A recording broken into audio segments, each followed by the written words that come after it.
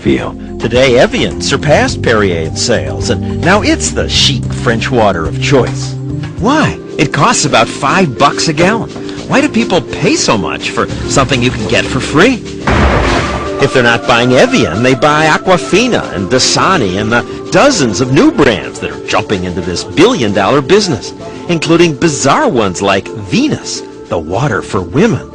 And this one with the Donald scowling at us. I'd have to be very thirsty to buy that. Me, as a parent, I feel more comfortable giving her bottled water. I drink Poland Spring, and that water is clean, it looks clean, it tastes clean, and it's like, it's clean. Yeah, it's clean. Bottled water, we were told, is cleaner, safer, healthier. Another of nature's gifts you can use to do something healthy. We took 5 bottles of national brands of bottled water and a sample of tap water from this drinking fountain in the middle of New York City and sent them to microbiologist Aaron Margolin to test for the bacteria that can make you sick, like E. coli. What did he find? There was actually no difference between the New York City tap water and the bottled waters that we evaluated. The labels on the bottles do suggest they're special. Some show mountains or polar bears, but many of the names are wondrously misleading. You have to look at the fine print to find out that Everest water is not from Mount Everest, it's from here, Corpus Christi, Texas. Glacier Clearwater is not from a glacier, its source is tap water from Greenville, Tennessee. Couldn't find any glaciers around here. Big selling Dasani, Aquafina, and 25% of all bottled water sold is just reprocessed tap water from cities around the country. One of Aquafina's sources is the Detroit River. Instead of a wine steward, we created the world's first water steward. But this is how the water steward got the water, which he put in bottles with fancy labels.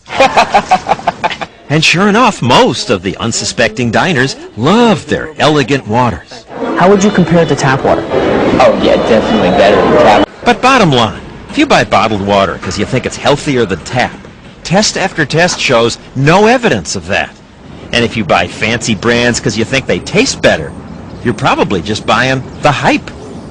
Really, whether you need it or not, it's a virtual medicine cabinet in your tap water if you live in many, many areas across the country. There's a scary new report out today. The Associated Press did a big amount of research on this, and the findings show that there were traces of prescription drugs in the water supply used by 41 million Americans in some of the biggest cities in the U.S. The list includes over-the-counter pain medication, mood stabilizers, even hormones. CNN's Elizabeth Cohen joins us now from the Medical Update desk in Atlanta. First, explain where they found it and what it is that they found, Elizabeth. Well, the Associated Press, Karen, they spent 5 months investigating this, and they looked at various municipal water supplies. Not all of them keep track of whether or not there are pharmaceuticals, but the ones that do, they all had traces of various medicines. And I'm going to give you a list. This will give you some idea of the kinds of things that they found. For example, in Atlanta, where I am right now, they found that the water contained traces of antibiotics, blood pressure drugs. In Cincinnati, cholesterol drugs, they found a trace of one of those, and estrogen that women sometimes take for medicinal reasons. And in New York City, they found a trace of a seizure drug and an anti-anxiety drug. Now, to give you sort of the big picture, how many drugs did they find in the drinking water? In Philadelphia, they found trace amounts of 56 different drugs. In New York City, they found traces of 16 drugs, and in northern New Jersey, 13 drugs. Now, the question that right now is on everyone's mind is, how in the world did drugs get into our drinking water? Well, it's not very pretty, and I'll give you the sort of sanitized version. We all take drugs, and our body does not absorb 100% of everything. Some of it passes through our body, ends up in sewage. Sewage is then treated and ends up back in the water.